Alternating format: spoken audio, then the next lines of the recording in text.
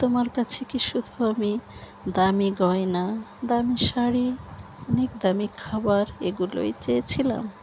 তোমার কাছে আমি চেয়েছিলাম একটু সময়, একটু যত্ন, একটু প্রশংসা, একটু ভালোবাসা, একটু সম্মান।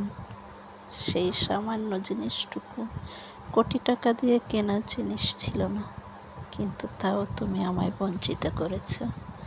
হ্যাঁ, ভালোই করেছ, নইলে আজ বয়ে বেড়াতে হতো তোমার এই ভারী জিনিসগুলো, যা তোমার কাছে অনেক মূল্যবান, যা চাইলেও কখনো পাওয়া যায়নি তোমার কাছে, যার জন্য অনেক অনেক প্রতীক্ষায় থেকেছি।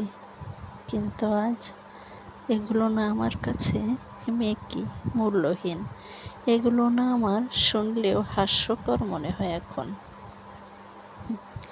ভালোই হয়েছে জীবন থেকে কিছু দুঃস্বপ্ন, কিছু অপ্রাসঙ্গিক বিষয় সরে গিয়েছে, দূর হয়ে গিয়েছে।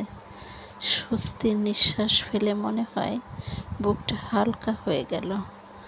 মানুষ শুধু খাবার জন্য, পড়ার জন্য, বাসস্থানের জন্যই দুনিয়ায় আসে না, অন্যের সংসারে যায় না।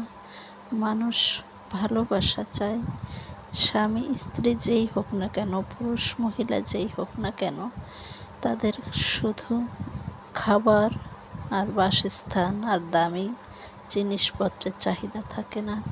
একটু যত্ন, একটু ভালোবাসা, একটু ভালো ব্যবহার, আর আমার জন্যে বরাদ্দ একটু সময়, এটুকুই তো, তাই না? এর জন্যে এত কিছু, এত হাহাকার, এত প্রতীক্ষা, এত সময় অপচয়। আসলেই আমরা অনেক বোকা, তাই না?